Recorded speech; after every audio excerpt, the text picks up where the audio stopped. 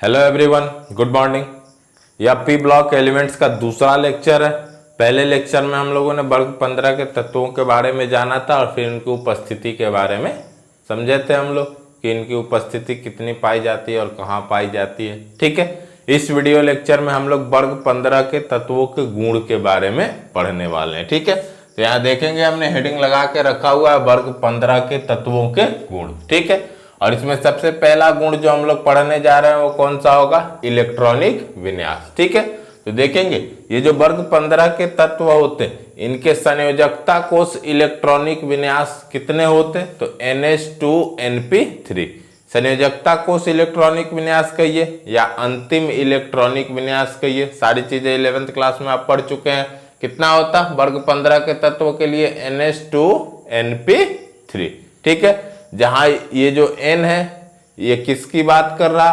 तो आप कहिए या तो कक्षा की संख्या कह सकते या आवर्त की संख्या कहिए, कोई दिक्कत नहीं है। ठीक है, तो वर्ग 15 के तत्वों का संयोजकता कोष इलेक्ट्रॉनिक विन्यास कितना होता है? NH2NP3। ठीक है, देखेंगे यहाँ पर हमने तत्वों का परमाणु क्रमांक लिख दिया है, यहाँ इनका प्रतीक लिख दिया जो वर्ग 15 के अंतर्गत आते हैं। ठीक है, और इधर हमने इलेक्ट्रॉनिक विन्यास लिख दिया। ऐसे ही सभी वर्गों के लिए आपको बारी बारी से लिखने होंगे जब जिस वर्ग के बारे में हम लोग पढ़ेंगे। ठीक है, तो सारी चीजें इस पर आप समझ लीजिए, वर्ग 15 पर आगे आप खुद से करेंगे उसको।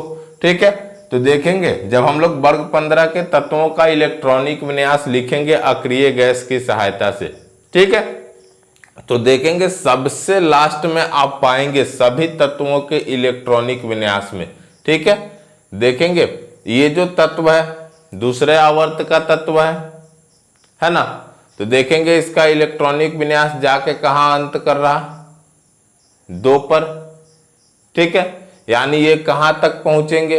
इसके जो इलेक्ट्रॉन है नाइट्रोजन के कहां? दूसरी कक्षा तक ही पहुंचेंगे, दूसरी कक्षा तक। ठीक है, उसी तरह से बात करें फास्फोरस की तो इलेक्ट्रॉनिक विन्यास हम लिखेंगे तो ये देखेंगे तीसरी कक्षा तक जा रहा है, ये इसलिए इसको तीसरे आवर्त में रखा गया है। ठीक है, तो आप सभी तत्वों के इलेक्ट्रॉनिक विन्यास को जब ऑब्जर्व करें अच्छी तरह से तो आप पाएंगे कि इनके जो संयोजकता कोष के इलेक्ट्रॉनिक विन्यास है वो देखेंगे किस तरह के दिख रहे हैं। संयोजकता कोष क्या होता है ये तो आपको समझ में आ रहा, बताए थे। इलेक्ट्रॉनिक विन्यास लिखते समय देखेंगे जब अक्रिय गैस की सहायता से लिख के हम सजा देंगे तो पाएंगे लास्ट में सबसे बड़ा नंबर। ठीक है, सबसे बड़ा नंबर जहां लास्ट में क्या होता है इलेक्ट्रॉनिक विन्यास हमारा खत्म होता है जिस सबसे बड़े नंबर पे, तो उस बड़े नंबर के साथ जितने भी ऑर्बिटल हो जो उन पे जो इलेक्ट्रॉन हम भरे रहते हैं सारे इलेक्ट्रॉन संयोजकता कोष के इलेक्ट्रॉन हो जाते हैं और उनको हम क्या कहते हैं? ये जो होते हैं ऑर्बिटल नंबर के साथ जो ऑर्बिटल होते हैं इनको हम संयोजकता कोष कहते हैं और इन पर उपस्थित इलेक्ट्रॉन क्या कहलाते हैं? संयोजकता कोष इलेक्ट्रॉन कहलाते हैं। कहने का मतलब क्या कि यही इलेक्ट्रॉन जो होंगे अभिक्रिया में भाग लेंगे। क्लियर है? तो देखेंगे ये दिख रहा वर्ग 15 के तत्वों के संयोजकता कोष। ठीक है, तो इन संयोजकता कोष का अंतिम इलेक्ट्रॉनिक विन्यास आप देखें तो दिख रहा है हर एक S पे 2 इलेक्ट्रॉन और हर एक P पर 3 इलेक्ट्रॉन दिख रहा है ना। और N किसकी संख्या दिखा रहा? तो या तो आप कक्षा की संख्या कहिए या आवर्त की संख्या कहिए। ठीक है, ये देखेंगे दूसरे आवर्त का तत्व है तो N के जगह 2 आया है, तीसरे आवर्त का तत्व है तो N के जगह 3, चौथे आवर्त का तत्व है तो N के जगह 4, पांचवे के लिए 5, छठे के लिए 6। ठीक है, तो इस तरह का इलेक्ट्रॉनिक विन्यास देखने को मिलता है किसके लिए? तो वर्ग 15 के तत्व के लिए। ठीक है, इनके अंतिम इलेक्ट्रॉनिक विन्यास या संयोजकता कोष इलेक्ट्रॉनिक विन्यास कितना होता है? NH2NP3। क्लियर है? देख रहे हैं सबका लास्ट किस पर हो रहा? NH2NP3। ठीक है, इसमें आप क्या देख रहे हैं? जो संयोजकता कोष का इलेक्ट्रॉनिक विन्यास है उसमें s ऑर्बिटल तो दिख रहा है कि 2 इलेक्ट्रॉन इसको चाहिए तो इसके पास 2 इलेक्ट्रॉन है ना। s ऑर्बिटल तो पूर्णतः भरित होता है, लेकिन इसका जो p ऑर्बिटल भी है ये देखेंगे पूर्णतः भरित नहीं है, लेकिन क्या है? अर्धभरित है।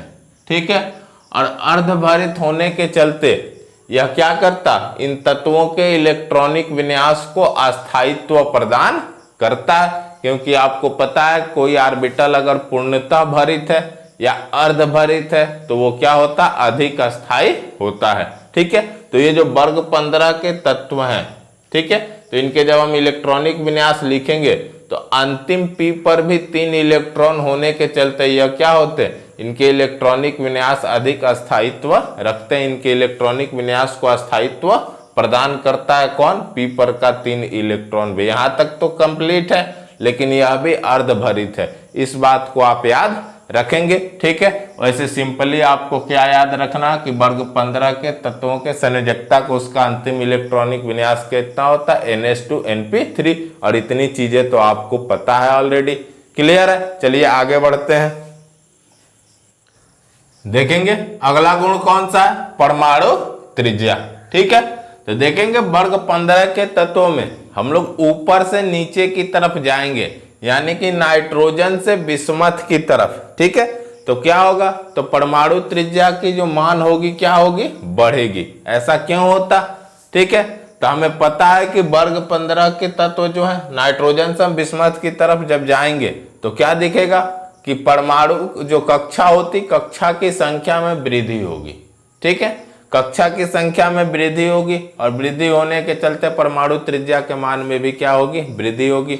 ठीक है, हमने पढ़ा हुआ है कि किसी भी वर्ग में ऊपर से नीचे जाने पर क्या होती, कक्षा की संख्या में वृद्धि होती है, और कक्षा की संख्या में वृद्धि होती तो परमाणु त्रिज्या के मान में भी वृद्धि होती है। अगर हम बाएं से दाएं जा रहे हैं तो परमाणु त्रिज्या के मान में कमी हो रही है। हमने पढ़ा वर्त सारणी में बाएं से दाएं जाने पर क्या होता है, परमाणु त्रिज्या के मान में कमी आती है। ऊपर से नीचे जाएंगे, यानी वर्ग में ऊपर, किसी वर्ग में ऊपर से नीचे जाएंगे तो परमाणु त्रिज्या के मान में वृद्धि देखने को मिलती है। देखेंगे, हमें पता है ये जो नाइट्रोजन है, ठीक है, इसको अगर हम नाभिक मान लें, ठीक है, तो नाइट्रोजन हमें पता है दूसरे आवर्त का तत्व है, यानी दूसरे आवर्त का तत्व होने का मतलब क्या कि इसके पास कितनी कक्षाएं हैं, 2। जब आप इलेक्ट्रॉनिक विन्यास लिखेंगे तो आप पाएंगे क्या होता, 1s2 2s2 2p3। तो देख रहे हैं दूसरी कक्षा तक ही पहुंच रहा है कि नहीं। ठीक है, तो नाइट्रोजन के पास हमें पता है, देखेंगे पहली कक्षा में सिर्फ s, क्लियर है, दूसरी कक्षा में s और p होते हैं ना। फिर तीसरी की बात करें तो यह नाइट्रोजन यहीं तक पहुंच रहा, नाइट्रोजन का जब हम इलेक्ट्रॉनिक विन्यास लिखेंगे तो यहीं तक आके खत्म हो जाएगा। ठीक है, फिर जब हम नाइट्रोजन से नीचे आएंगे फास्फोरस के पास तो तीसरे आवर्त का तत्व, यानी उसके पास 3 कक्षाएं होंगी।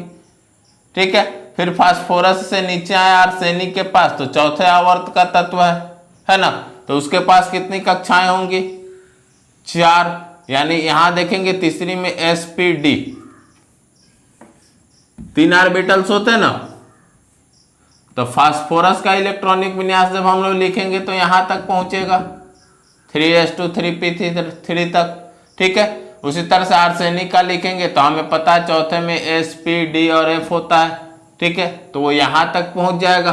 तो जैसे जैसे हम जा रहे हैं आवर्त देखेंगे वर्ग 15 में ऊपर से नीचे की तरफ, तो हमें दिख रहा है कि नाइट्रोजन के लिए परमाणु त्रिज्या यहाँ नाभिक सेंटर में होता है ना, केंद्र में, तो नाइट्रोजन के लिए परमाणु त्रिज्या देख रहे हैं, त्रिज्या की लंबाई इतनी ही है। लेकिन जैसे ही नाइट्रोजन से फास्फोरस की तरफ बढ़े तो देख रहे हैं त्रिज्या की लंबाई बढ़ रही, फास्फोरस से फिर आर्सेनिक के लिए जब खींचे तो और भी देख रहे हैं परमाणु त्रिज्या की लंबाई बढ़ते जा रही, जैसे जैसे हम ऊपर से नीचे की तरफ जा रहे हैं। यानी वर्ग 15 में हम ऊपर से नीचे की तरफ आ रहे हैं तो परमाणु त्रिज्या के मान में क्या दिख रही, वृद्धि दिखेगी, आपको दिखेगी ना। क्लियर है, तो याद रखेंगे कि वर्ग 15 में नाइट्रोजन से बिस्मथ की तरफ आने पर, यानी ऊपर से नीचे की तरफ आने पर परमाणु त्रिज्या के मान में क्या होती है, वृद्धि होती है। और ये सारी चीजें हमने 11th क्लास में अच्छी तरह से पढ़ा है कि आवर्त सारणी में किसी भी वर्ग में ऊपर से नीचे की तरफ हम आएंगे तो परमाणु त्रिज्या के मान में वृद्धि होती है। ठीक है, अब यहाँ पर अगर आपसे कोई पूछ देता कि वर्ग 15 के ये तत्व है नाइट्रोजन, इससे ठीक पहले तो नाइट्रोजन है, फास्फोरस है, आर्सेनिक है, एंटीमनी बिस्मथ है। ठीक, इनसे पहले तो वर्ग 14 के तत्व आएंगे और इनके बाद वर्ग 16 के तत्व आएंगे। तो आपसे अगर कोई पूछ देता कि वर्ग 14 के तत्वों के परमाणु त्रिज्या वर्ग 15 के तत्वों के परमाणु त्रिज्या से कम होगी कि अधिक, तो हमें पता है कि वर्ग 15 से पहले आएगा वर्ग 14, तो वर्ग 14 के अंतर्गत आने वाले तत्वों के परमाणु त्रिज्या का मान वर्ग 15 से अधिक होता है। यह आप जानते हैं कि आवर्त सारणी में बाएं से दाएं जाने पर परमाणु त्रिज्या का मान घटता है। तो अगर कोई आपसे ऐसे पूछना नहीं चाहिए, अगर कोई पूछ देता है तो आप कहेंगे कि वर्ग 15 के तत्वों के परमाणु त्रिज्या की तुलना में वर्ग 14 के तत्वों के परमाणु त्रिज्या अधिक होती है, वर्ग 16 के तत्वों की परमाणु की त्रिज्या जो होगी वर्ग 15 की तुलना में कम होगी, क्योंकि वो वर्ग 15 से दाएं है। तो इस बात को आप याद रखेंगे और यहाँ सिंपली आपको ये याद रखना है कि वर्ग 15 में नाइट्रोजन से बिस्मथ की तरफ आने पर परमाणु त्रिज्या का मान क्या होगा, तो बढ़ता है। ठीक है, आगे देखेंगे आयनन एंथैल्पी। अगले गुण की बात करें तो आयनन एंथैल्पी भी क्या होगा, तो देखेंगे जब हम लोग नाइट्रोजन से बिस्मथ की तरफ आएंगे, ठीक है, तो क्या होगा, आयनन एंथैल्पी का मान घटेगा। ठीक है, क्यों घटेगा, तो देखेंगे दिख रहा कि जब हम ऊपर से नीचे की तरफ आ रहे हैं नाइट्रोजन से बिस्मथ की तरफ, तो परमाणु त्रिज्या के मान में वृद्धि हो रही। ठीक है, परमाणु त्रिज्या के मान में वृद्धि हो रही, तो परमाणु त्रिज्या के मान में वृद्धि हो रही यानी हम देख रहे हैं यहां से यहां तक जा रहे हैं तो कक्षकों की संख्या लगातार बढ़ रही है। ठीक है, नाइट्रोजन से बिस्मथ की तरफ आ रहे हैं तो कक्षा की संख्या लगातार दिख रही है, क्या वृद्धि होते हुए दिख रही है, जिससे परमाणु त्रिज्या के मान में भी वृद्धि हो रही है। ठीक है, तो देखेंगे नाइट्रोजन यहां तक पहुंच रहा है, यानी जो भी नाइट्रोजन के इलेक्ट्रॉन भरित होंगे, नाइट्रोजन के इलेक्ट्रॉन होंगे यहीं तक होंगे ना। फास्फोरस के इलेक्ट्रॉन आपको पता है इसमें भरे होंगे ना। आर्सेनिक की बात करें तो इसमें भरे होंगे। इसी तरह से अगर हम एंटीमनी की बात करें तो एक और कक्षा आएगी उसमें भरे होंगे। ठीक है, तो देखेंगे जैसे जैसे हम देख रहे हैं ऊपर से नीचे की तरफ हम जा रहे हैं, ठीक है, नाइट्रोजन से किधर, बिस्मथ की तरफ, तो हम क्या पाएंगे कि कक्षा की संख्या बढ़ने से इलेक्ट्रॉनों की जो दूरी है वो नाभिक से बढ़ते जाएगी ना, इलेक्ट्रॉन नाभिक से दूर होते जाएंगे। तो नाइट्रोजन के इलेक्ट्रॉन यहां है, ठीक है, नाइट्रोजन के इलेक्ट्रॉन यहां है, ये आपका एंटीमनी हुआ और ये हुआ बिस्मथ की कक्षा। ठीक है, और बिस्मथ के इलेक्ट्रॉन यहां है। ठीक है, तो अब हम आपसे पूछ रहे हैं कि हमें नाइट्रोजन का इलेक्ट्रॉन हटाना है और एक इलेक्ट्रॉन बिस्मथ का हटाना है। ठीक है, तो इन दोनों में से नाइट्रोजन और बिस्मथ की अगर आप तुलना करें तो किसके इलेक्ट्रॉन को यहां से निकालने के लिए, कक्षा से निकालने के लिए कम एनर्जी की जरूरत पड़ेगी, किसके लिए कम एनर्जी पर आसानी से इलेक्ट्रॉन निकल जाएगा। तो दिख रहा है कि यहां से यहां नाइट्रोजन, यहां नाभिक से अब बिस्मथ की इलेक्ट्रॉन के इसके अंतिम इलेक्ट्रॉन को अगर आप देखें और यहां है नाइट्रोजन का अंतिम इलेक्ट्रॉन हम मान लें, तो यहां आकर्षण ज्यादा होगा कि यहां दिख रहा है नाभिक से काफी ज्यादा दूर है इलेक्ट्रॉन, तो नाभिक और इस इलेक्ट्रॉन के बीच अट्रैक्शन कम रहेगा दूर होने के चलते, तो यहां हम थोड़ी बहुत ही ऊर्जा देंगे तो यहां से इलेक्ट्रॉन आसानी से निकल जाएगा ना। लेकिन ये तो नाभिक से बहुत करीब है नाइट्रोजन वाला, तो यहां से इलेक्ट्रॉन को निकालने के लिए इसके तुलना में हमें अधिक एनर्जी देनी होगी कि नहीं। तो अगर ये नाभिक के करीब है, ठीक है, यानी दिख रहा है कि यहां कक्षा की संख्या कम है, ये दूसरी कक्षा तक ही सिमटा हुआ है नाइट्रोजन, तो इसकी आयनन एंथैल्पी ज्यादा होगी किसके तुलना में, बिस्मथ की तुलना में होगी कि नहीं। क्यों होगी, क्योंकि बिस्मथ दिख रहा है कि बिस्मथ के जो अंतिम इलेक्ट्रॉन होंगे ये नाभिक से काफी दूर होंगे, जबकि नाइट्रोजन वाला होगा नाभिक से ज्यादा दूर नहीं होगा, करीब होगा। ठीक है, तो आप याद रखेंगे कि जब हम वर्ग 15 में नाइट्रोजन से बिस्मथ की तरफ जाएंगे तो कक्षा की संख्या बढ़ने से परमाणु त्रिज्या का मान भी बढ़ता है, जिसके चलते क्या होता, तो इलेक्ट्रॉनों का नाभिक से इलेक्ट्रॉन का अट्रैक्शन जो होता कमजोर होते जाता है। जैसे जैसे कक्षा की संख्या बढ़ेगी तो इलेक्ट्रॉन भी तो नाभिक से दूर जाएंगे।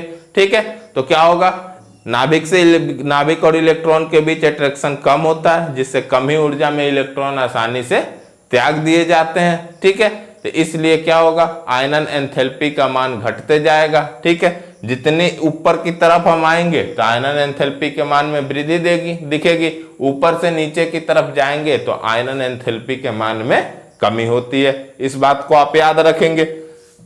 अब देखेंगे तीसरा गुण जो है क्या है, विद्युत ऋणात्मकता। ठीक है, तो विद्युत ऋणात्मकता क्या होती है आपको पता है। बंध के इलेक्ट्रॉनों को अपनी तरफ अट्रैक्ट करने का, आकर्षित करने का जो गुण है उसको हम लोग क्या कहते हैं, विद्युत ऋणात्मकता। ठीक है, अब यहां देखेंगे वर्ग 15 में जब हम लोग नाइट्रोजन से बिस्मथ की तरफ जाएंगे तो विद्युत ऋणात्मकता के भी मान में क्या देखने को मिलती है, कमी देखने को मिलती है। विद्युत ऋणात्मकता के मान में भी कमी होती है। ऐसा क्यों होता है, तो अगर आप आयनन एंथैल्पी ध्यान से समझोगे तो ये भी आपको समझ में आ गया होगा। ठीक है, हमने कहा कि बंध के इलेक्ट्रॉनों को अपनी तरफ आकर्षित करने की गुण को क्या कहते हैं, विद्युत ऋणात्मकता कहते हैं। ठीक है, तो हम देख रहे हैं क्या कि जब हम नाइट्रोजन से बिस्मथ की तरफ जा रहे हैं, ठीक है, नाइट्रोजन से बिस्मथ की तरफ जा रहे हैं तो दिख रहा है कि परमाणु त्रिज्या का मान तो बढ़ रहा है ना, कक्षा की संख्या बढ़ने से परमाणु त्रिज्या का मान बढ़ रहा है। और जब यहां से इधर की तरफ हम जा रहे हैं नाइट्रोजन से बिस्मथ की तरफ तो कक्षा की संख्या बढ़ेगी यानी परमाणु त्रिज्या का मान भी बढ़ेगा। तो नाभिक और इसके बीच आकर्षण कम हो रहा है ना। तो जब यहां से कक्षा की संख्या बढ़ते जा रही है, ठीक है, तो कक्षा की संख्या जब बढ़ते जा रही है तो अब आप बताइए इलेक्ट्रॉन को अट्रैक्ट करने का गुण दिखाएगा कि इलेक्ट्रॉन को खोने का गुण। यहां तो दिख रहा है कि जैसे नाभिक और इसके बीच अट्रैक्शन कम होते जा रहा है जैसे इधर जा रहा है, तो यहां से तो ये इलेक्ट्रॉन दान करने, इलेक्ट्रॉन यहां से हम आसानी से निकाल सकते हैं। यहां अगर इलेक्ट्रॉन आए तो यहां नाइट्रोजन का इलेक्ट्रॉन है तो जितनी तेजी से नाभिक उसको अपने तरफ खींचेगा। नाइट्रोजन परमाणु की संरचना अगर हम बनाए तो 2 ही कक्षा तक सिमटेगा। तो यहां अगर इलेक्ट्रॉन जो आया तो इसके यहां आने वाले इलेक्ट्रॉन को नाभिक अधिक तेजी से खींचेगा कि यहां आने वाले इलेक्ट्रॉन को अधिक तेजी से खींचेगा। जो नाभिक के करीब रहेगा उसी को तो तेजी से अट्रैक्ट करेगा ना। ठीक है, तो यहां दिख रहा है कि 2 ही कक्षा है, यहां दिख रहा है इतना दूर दिख रहा है आपको, 1 2 3 4 5 छठी कक्षा तक पहुंच जा रहा है। ठीक है, तो अगर कोई इलेक्ट्रॉन यहां आ रहा है, ये बिस्मथ के लिए है और ये नाइट्रोजन के लिए, तो आप खुद दिमाग लगा सकते हैं कि कहां के इलेक्ट्रॉन को ये जल्दी अट्रैक्ट करेगा, आकर्षित करेगा, तो जो इसके करीब होगा। क्लियर है, तो देखेंगे नाइट्रोजन की विद्युत ऋणात्मकता जो है वो अधिक है, किसके तुलना में, बिस्मथ की तुलना में। ऐसा क्यों है, क्योंकि नाइट्रोजन के जो इलेक्ट्रॉन है वो नाभिक से अधिक करीब होंगे। जो इलेक्ट्रॉन नाइट्रोजन के पास आ रहा है इसके अंतिम कक्षा में वो नाभिक से अधिक करीब है, तो यहां नाभिक इसको अधिक तेजी से खींचेगा करीब होने के चलते। जबकि बिस्मथ के पास जो इलेक्ट्रॉन आ रहा है वो तो दूर आएगा, नाभिक से काफी दूर रहेगा। तो इनके बीच दिख रहा है कि आकर्षण में क्या होगी, कमी रहेगी। जितनी तेजी से ये नाइट्रोजन वाले इलेक्ट्रॉन को अपनी तरफ खींच रहा है उतनी तेजी से इस इलेक्ट्रॉन को खींचेगा। जब बिस्मथ की हम परमाणु संरचना बनाएंगे तो नहीं खींच पाएगा। ठीक है, तो यहां में साफ साफ दिख रहा है कि नाइट्रोजन से जब हम बिस्मथ की तरफ आएंगे तो विद्युत ऋणात्मकता के मान में कमी देखने को मिलेगी। ठीक है, जितनी तेजी से यहाँ इलेक्ट्रॉन अट्रैक्ट होगा उतनी तेजी से यहाँ का इलेक्ट्रॉन अट्रैक्ट नहीं हो पाएगा। ठीक है, तो इलेक्ट्रॉन आकर्षित करने के गुण में हमें क्या देखने को मिलती, कमी देखने को मिलती। तो इससे हम स्पष्ट रूप से कह सकते हैं कि वर्ग 15 में जब हम नाइट्रोजन से बिस्मथ की तरफ जाएंगे यानी ऊपर से नीचे की तरफ जाएंगे तो विद्युत ऋणात्मकता का मान कम होता है। ठीक है, तो उम्मीद है ये तीनों चीजें आपको अच्छी तरह से समझ में आ गई होंगी। इसी तरह से वर्ग 16 में भी आपको देखने को मिलेगा, वर्ग 17 में भी, वर्ग 18 में भी। ठीक है, तो देखेंगे, तो एक बार आप यहाँ अच्छी तरह से समझ ले, फिर बाकी सारे वर्ग में आप फटाफट हम लोग लिखते चलेंगे। ठीक है, चलिए आगे बढ़ते हैं। आगे देखेंगे, अगला गुण देखेंगे कौन सा, भौतिक गुण। ठीक है, वर्ग 15 के तत्वों के भौतिक गुण की बात कर रहे हैं हम लोग। ठीक है, तो देखेंगे वर्ग 15 में नाइट्रोजन जो होता है यह क्या होता है, गैस के रूप में होता है। इसके अलावा वर्ग 15 के अन्य सभी सदस्य जो हैं, अन्य सभी तत्व जो हैं वो किस रूप में है, ठोस के रूप में होते हैं।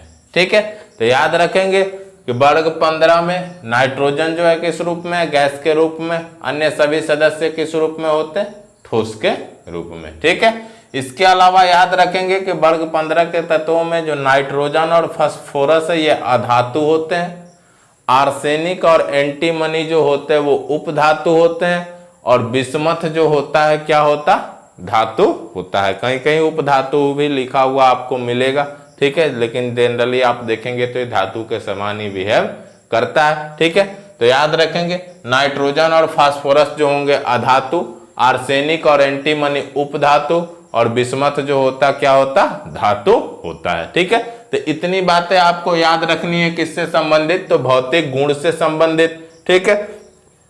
अगले गुण की बात करें तो अगला देखेंगे क्या है, ऑक्सीकरण अवस्था, ठीक है।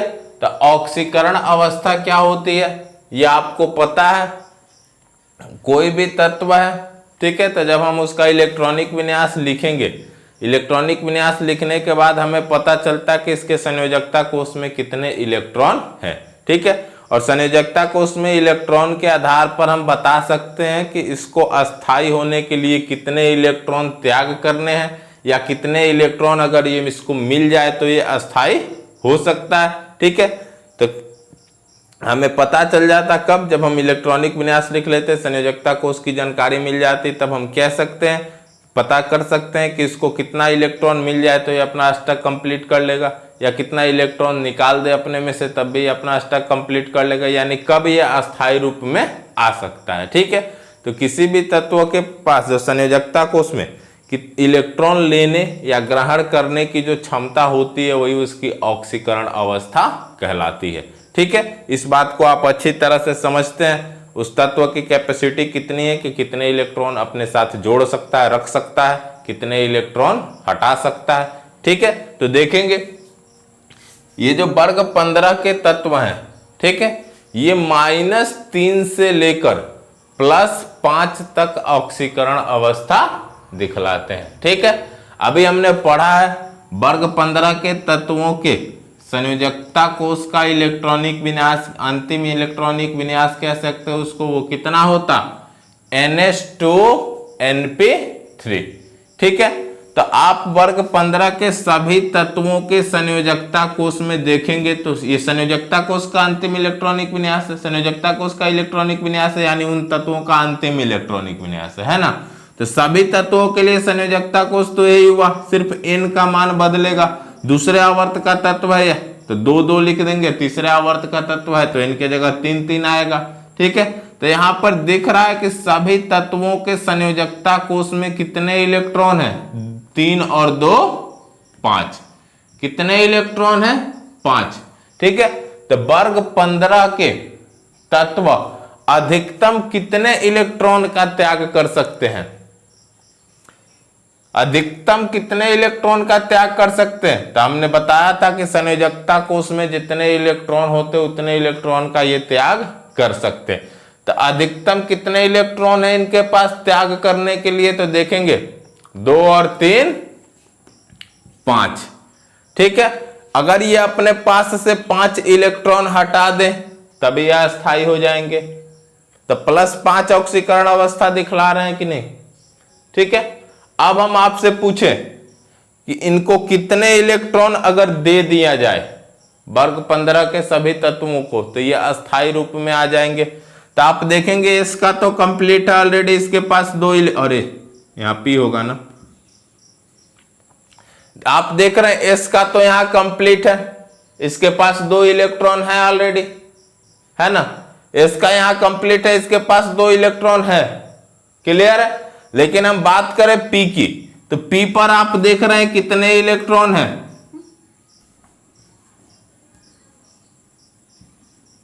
3, कितने इलेक्ट्रॉन है, 3। अभी भी इसको 3 इलेक्ट्रॉन और मिल जाए तो इसके ऑर्बिटल जो होंगे जिनके पास कैपेसिटी है 6 इलेक्ट्रॉन रखने की, पहले से 3 है, 3 और मिल जाएंगे तो यह भी पूर्णतः भरित हो जाएगा, तो यह भी अस्थायी रूप में आ जाएगा कि नहीं, ठीक है। तो देखेंगे जब ये अपने पास से 5 इलेक्ट्रॉन निकालेंगे तो हम +5 लिखेंगे ना, इलेक्ट्रॉन त्याग किया जाता तो +4 जाते हैं, आपको पता है। जब ये 3 इलेक्ट्रॉन लेंगे तो इलेक्ट्रॉन लेने पर कौन सा चार्ज दिया जाता, तो -3, ठीक है। तो हमने देखा कि ये अधिकतम अपने पास 3 इलेक्ट्रॉन रख सकते, तो एक ऑक्सीकरण अवस्था तो हमें -3 मिली, और ये अधिकतम कितने इलेक्ट्रॉन का त्याग कर सकते, तो 5 इलेक्ट्रॉन अपने पास से निकाल सकते हैं। ये P वाला है तो 3 निकालेगा ना, 1 भी निकाल सकता, 2 भी, 3 भी, जैसे जैसे जरूरत के हिसाब से इलेक्ट्रॉन का दान कर सकते। तो ये अधिकतम 5 इलेक्ट्रॉन त्याग सकते, ठीक है, और अधिकतम कितने इलेक्ट्रॉन ले सकते, तो 3। तो 3 इलेक्ट्रॉन लेंगे, तो इलेक्ट्रॉन लेने पर माइनस से दिखाते, दान करने पर प्लस से, यह आपको पता है। तो हमें दिख रहा है यहाँ कि वर्ग 15 के जो तत्व है -3 से लेके +5 तक ऑक्सीकरण अवस्था दिखलाते हैं। क्लियर है, यहां तक चीजें आपको स्पष्ट है। आगे बढ़ेंगे, देखेंगे क्या कह रहा। ये जो एंटीमनी और बिस्मथ होते हैं, ठीक है, ये +5 ऑक्सीकरण अवस्था में अस्थायी होते हैं, ठीक है। इनमें जो +5 ऑक्सीकरण अवस्था होता है ये अस्थायी होता है। कहने का मतलब क्या कि एंटीमनी और बिस्मथ +5 ऑक्सीकरण अवस्था नहीं दिखलाते हैं। यहां दिख रहा है इनके भी वैलेंस शेल में इलेक्ट्रॉन तो 5 ही होंगे, लेकिन ये 5 इलेक्ट्रॉन का त्याग नहीं कर पाते, +5 ऑक्सीकरण अवस्था में अस्थायी होते हैं। ऐसा क्यों, तो 11th क्लास में हमने काफी अच्छी तरह से आपको समझाया था इनर्ट पेयर इफेक्ट, अक्रिय युग्म प्रभाव के कारण, ठीक है। अक्रिय युग्म प्रभाव के कारण कोई भी आपसे पूछे तो आप क्या जवाब देंगे कि अक्रिय युग्म प्रभाव के कारण, ठीक है। ये जो दिख रहा एंटीमनी और बिस्मथ जो होते क्या होते, +5 ऑक्सीकरण अवस्था में अस्थायी होते हैं, ठीक है। इनमें +5 ऑक्सीकरण अवस्था अस्थायी होता है, ये +5 ऑक्सीकरण अवस्था नहीं दिखलाते हैं, ठीक है। अच्छी तरह से हमने आपको अक्रिय युग्म प्रभाव समझाया था। यहां अगर पूरी डिटेल्स में समझाएं तो 20 से 25 मिनट लग जाएंगे, तो थोड़ा सा उसको हम बता दे रहे हैं इनर्ट पेयर इफेक्ट क्या होता है, क्योंकि पेपर में पूछा जा चुका है 2 नंबर का, ऑलरेडी हमने उसको क्वेश्चन के रूप में PDF में लगा दिया है। देखेंगे P ब्लॉक के किसी भी वर्ग के, जो भी P ब्लॉक के तत्व हैं, तो P ब्लॉक के सभी तत्वों के, चाहे वो किसी भी वर्ग में हो, ठीक है, तो P ब्लॉक के किसी भी वर्ग में जब हम ऊपर से नीचे की तरफ जाते हैं, ठीक है, तो नीचे स्थित जो तत्व होते हैं, ठीक है, तो उनके संयोजकता कोष में जो S सबसेल में इलेक्ट्रॉन उपस्थित होते हैं, ठीक है, ये क्या हो जाते हैं, अक्रिय हो जाते हैं, ठीक है, अक्रिय होते हैं। अक्रिय होने का मतलब क्या कि ये रासायनिक अभिक्रिया में भाग नहीं दिखा लेते हैं, ठीक है, अपनी अक्षमता दिखाते हैं, ठीक है, ये रासायनिक अभिक्रिया में भाग नहीं लेते, अक्रिय हो जाते हैं। किसी भी P ब्लॉक के किसी भी वर्ग में जब हम ऊपर से नीचे की तरफ जाएंगे तो नीचे स्थित तत्वों के, ठीक है, जो S सबसेल में जो अंतिम संयोजकता कोष होता है उसके S सबसेल में जो इलेक्ट्रॉन भरे होते हैं वो क्या होते हैं, अक्रिय होते हैं, यानी कि वो रासायनिक अभिक्रिया में भाग नहीं लेते हैं, ठीक है। जिसके चलते दिख रहा कि जब ये S सबसेल यहां पर जो 2 इलेक्ट्रॉन भरे, जब ये रासायनिक अभिक्रिया में भाग नहीं लेंगे तो इनके पास जो एंटीमनी और बिस्मथ है यहाँ के लिए, और भी वर्ग के नीचे के जो तत्व हैं, ठीक है, तो उनके पास तो दान करने के लिए सिर्फ 3 ही इलेक्ट्रॉन बचेंगे ना, क्योंकि ये 2 तो अपनी अक्षमता दिखा देते कि हम अभिक्रिया में भाग ही नहीं लेंगे, ये अक्रिय हो जाते हैं, ठीक है, अक्रिय होते हैं, तो 3 ही इलेक्ट्रॉन का तो अधिकतम दान कर सकता है, ठीक है। तो इसीलिए कहा जाता क्या कि ये क्या होते हैं, +5 ऑक्सीकरण अवस्था इनमें अस्थायी होता है। तो आपसे पूछेंगे कि ये कितनी ऑक्सीकरण अवस्था में अस्थायी होंगे, वर्ग 15 के ये जो नीचे के 2 तत्व हैं एंटीमनी और बिस्मथ, तो आप कहेंगे 5 में से दिख रहा कि अधिकतम 5 त्याग कर सकता था, लेकिन ये 2 अक्रिय हो गया, भाग ही नहीं ले रहा अभिक्रिया में, तो 3 ही तो बचे। तो आपसे पूछे कि तब ये कितनी ऑक्सीकरण अवस्था में अस्थायी होते, तो आपका जवाब क्या आना चाहिए, 5 में से 2 कम कर दीजिए, तो +3 ऑक्सीकरण अवस्था में ये क्या होते हैं, अस्थायी होते हैं, ठीक है। ये कितने ऑक्सीकरण अवस्था में अस्थायी होंगे, तो +3 ऑक्सीकरण अवस्था में अस्थायी होंगे, ठीक है। अब प्रश्न उठता कि ये जो S सबसेल में इलेक्ट्रॉन भरे होते संयोजकता कोष वाले, ठीक है, तो ये क्यों अक्रिय हो जाते, तो ये भी हमने आपको बताया था कि जब हम क्या होगा, वर्ग 15 के किसी भी वर्ग के तत्व के लिए बात हम करें, जब हम ऊपर से नीचे आएंगे तो नीचे स्थित तत्वों के जो S सबसेल के इलेक्ट्रॉन हो जाते हैं, अक्रिय हो जाते हैं। ऐसा क्यों होता? तो हम जब ऊपर से नीचे की तरफ आते हैं तो कक्षा की संख्या बढ़ते जाती है, और कक्षा की संख्या बढ़ेगी तो ऑर्बिटलों की संख्या भी बढ़ेगी। पहले वाले में सिर्फ s होता, दूसरे वाले में s और p होते, तीसरे वाले में s p और d होते, फिर चौथे में s p d और f होता।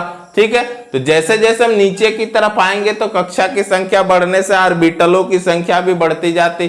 ठीक है, और जब ऑर्बिटल s के बाद p आएगा, फिर sp के बाद sp d होंगे, फिर sp d और f होंगे। और हमें पता है कि जब d और f ऑर्बिटल जो होते हैं, ठीक है, तो इनमें ये क्या होते हैं, हाईली डिफ्यूज होते हैं, और इनमें भरे हुए इलेक्ट्रॉन जो होते हैं, ठीक है, वे नाभिक से क्या हो जाते हैं, दूर दूर फैल जाते हैं। हाईली डिफ्यूज कहने का मतलब क्या, काफी विसरित होते, दूर दूर फैले हुए होते हैं, और इनकी शील्डिंग जो होती है, मतलब इलेक्ट्रॉन को रोक के रखने की जो क्षमता होती है वो कमजोर होती है। शील्डिंग इफेक्ट इनकी काफी कमजोर होती है, जिसके चलते ये एस ऑर्बिटल, जो एस सबसेल में जो इलेक्ट्रॉन भरे हुए होते हैं, उन एस ऑर्बिटल में जो इलेक्ट्रॉन भरे हुए होते हैं, उन इलेक्ट्रॉनों को ये रोकने में असफल हो जाते हैं। और एस ऑर्बिटल के जो इलेक्ट्रॉन होते हैं, संयोजकता कोष में जो एस ऑर्बिटल में जो इलेक्ट्रॉन भरे होते हैं, उन इलेक्ट्रॉनों को ये रोक नहीं पाते, और ये इलेक्ट्रॉन नाभिक की तरफ अट्रैक्ट हो जाता है। ठीक है, जिसके चलते नाभिक की तरफ अट्रैक्ट हो जाने के चलते ये थोड़ा नीचे की तरफ खिसक जाता, नाभिक के थोड़ा करीब चला जाता है, जिसके चलते ये क्या करता,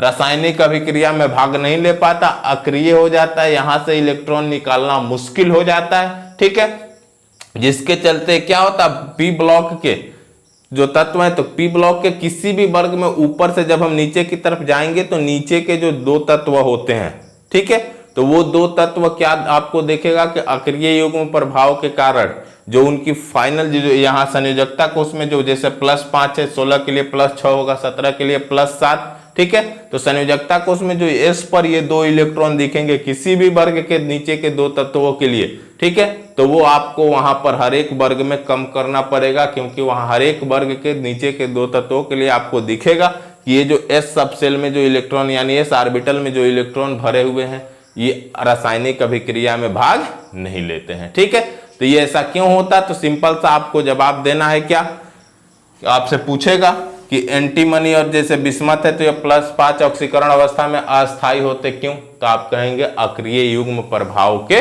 कारण।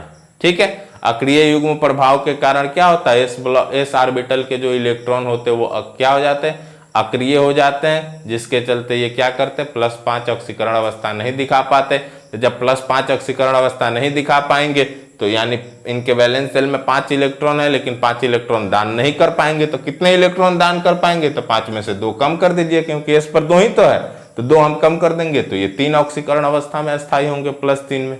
क्लियर है, तो याद रहेगा आपको। तो अक्रिय युग्म प्रभाव क्या होता है, तो इसकी भी सिंपल से डिफिनीशन हम दे सकते हैं कि पी ब्लॉक के तत्वों में किसी पी ब्लॉक के तत्वों के लिए किसी भी वर्ग में हम ऊपर से नीचे जाएंगे तो नीचे स्थित तत्वों के इस ऑर्बिटल में उपस्थित इलेक्ट्रॉन अक्रिय होते हैं, अर्थात रासायनिक अभिक्रिया में भाग नहीं ले पाते। इसी को हम क्या कहते हैं, इनर्ट पेयर इफेक्ट कहते हैं। इससे ज्यादा आपको कुछ लिखने की जरूरत नहीं है। ठीक है, जो भी डिटेल्स में पढ़ाना था इसके बारे में 11th में आपको पढ़ाना था। 2 नंबर का यहाँ से एक बार पेपर में प्रश्न पूछ दिया है, तो आपको याद रखना है। छोटी सी परिभाषा हमने ऑलरेडी PDF में लगा दिया है। ठीक है, तो उम्मीद है यहाँ तक चीजें आपको काफी अच्छी तरह से समझ में आई होंगी।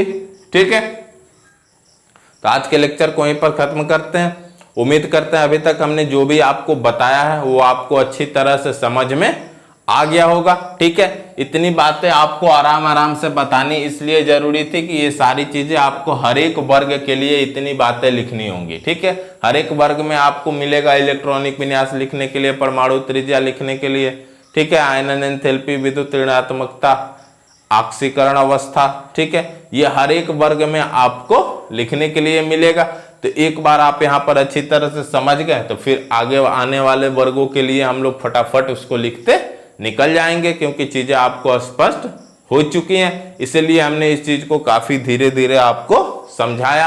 अब हम लोग नेक्स्ट लेक्चर से थोड़ा स्पीड से आगे बढ़ेंगे। ठीक है, थैंक्स।